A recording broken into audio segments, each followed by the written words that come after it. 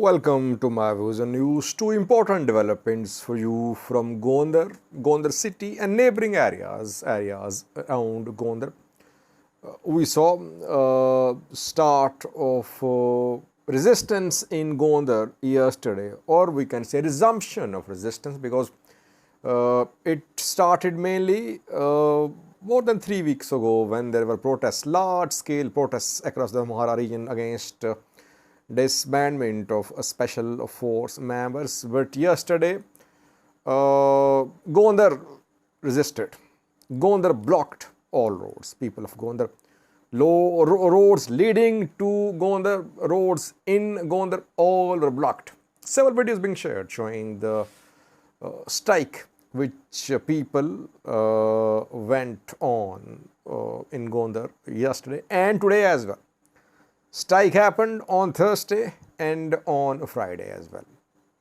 So what is happening now? Firstly, Ethiopian National Defense Force, as I have been saying for the last 2 to 3 days, is trying to avoid start of large-scale confrontation in the Amhara region. Though at the same time, Ethiopian army has made large-scale deployments of its military, of its troops in the region.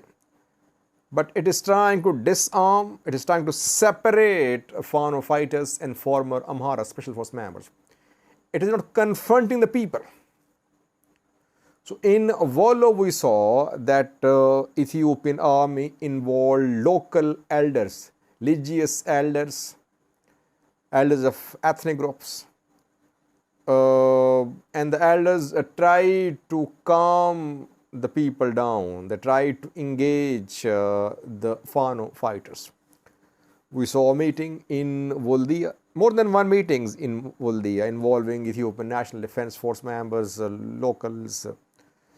In Kobo yesterday, former Amhara special force members were shown.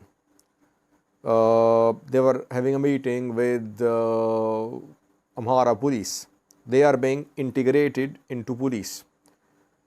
Pictures were made public to give an impression that Amhara special force members are being integrated in Amhara region police. And it is happening, but we cannot say that all special force members are being integrated. Now, what is happening in Gondar? Again, that Ethiopian National Defense Force is involving locals. Local elders are being asked to mediate. And reportedly, a meeting was held today in Gondar between the notables of the city and surrounding areas and Ethiopian Army's top officers. What happened at the meeting, we don't know, but we have seen activists, we've seen some hardliners opposing the meeting. They were saying that the elders should not be deceived. The elders could be deceived. Strategy is clear. Ethiopian army is flexing its muscles. It does not want to involve itself in direct confrontation with people. It is resorting to seeking the help of locals. How influential are locals in putting pressure upon Fano fighters to disarm or to make peace with the government? That remains to be seen. Secondly, yesterday and today, Thursday and Friday, there was a strike in Gondar. And some groups in Gondar, they asked people to encircle Gondar airport. Reportedly, the plan was under discussion that Gondar airport should be encircled, that all supplies to Ethiopian National Defense Force through Gondar airport should be cut off. Gondar airport is being protected by federal forces. Ethiopian army is there too. It wasn't encircled reportedly. but some groups tried to incite people to march towards Gondar airport. So that just shows the gravity of the situation. It's not that just a few people are protesting in Gondar. No. If this conflict goes on, it can have serious repercussions. Serious repercussions for minority ethnic groups in the Amhara region. Today, some Amhara news sources reported that in Matimma, Kimant fighters attacked and they killed 2 Amhara civilians. I don't know if the attack happened or not, but I fear that ethnic minorities in Amhara could be in danger if this conflict between Ethiopian army and hardliners continues. Why? Because the protesters in the region, they would want minority ethnic groups to stand by them. They would want Oromos of Wollo, Kemants, Agos of Gondar, of Oromo-Amhara to support the resistance. And it is definitely difficult for these groups to support this movement. Why? Because firstly, they have some genuine concerns, old complaints. Kemant fighters have been fighting for years. Ago Kemant fighters, they complain of marginalization, that they did not get the due rights in the region. So that is why they resorted to armed resistance. And if you remember, when Tigray forces entered Amhara region in 2021, after that Kimants were accused of supporting TPLF, and that led to fighting between Kimants and Amharas. And Agos came under attacks close to Gondar, I remember. Same could happen again. Agos of Ago zone, of Javi Voreda, it's difficult for them to stay neutral. It's like the war in Ethiopia when it started in 2020, that it was difficult for people to remain neutral. Whoever remained neutral back then was accused by the government of being pro-TPLF. Same could happen here.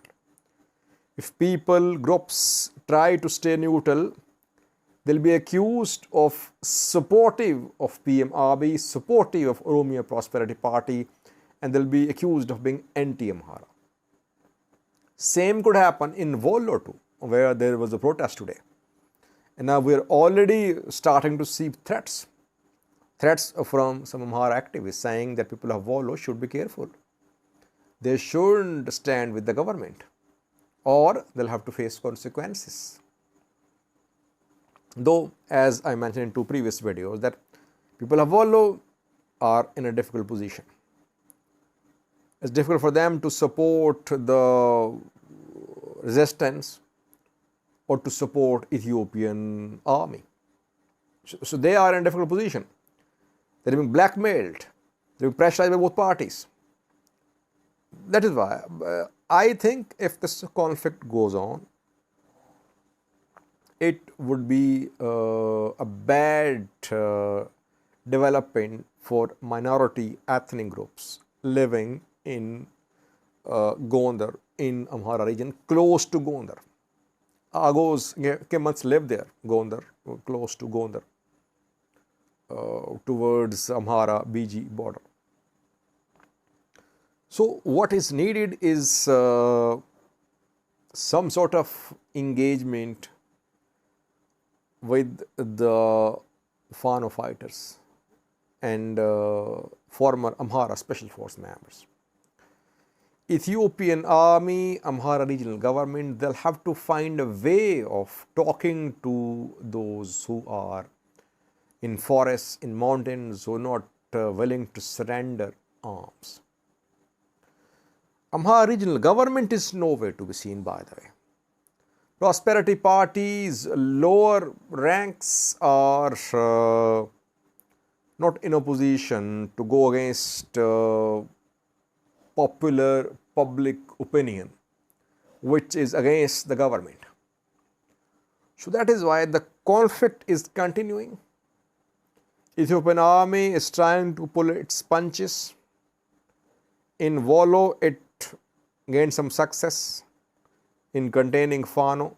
In Showa, I don't think it was able to achieve any results. In Gondar, it suffered a setback, and people of Gondar violated all restrictions which were imposed. The strike was illegal. Protests in Gondar, illegal. Protests in neighboring areas, illegal, because all gatherings were banned in Gondar.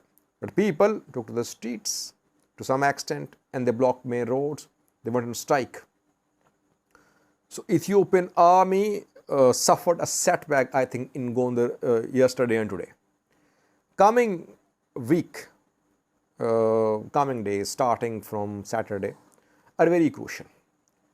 Let's see how things unfold in coming days. But so far, I think Ethiopian government, Ethiopian National Defense, they'll have to take special measures. They have to make new decisions to protect minority ethnic groups in the Amhara region of Ethiopia. Thank you for watching.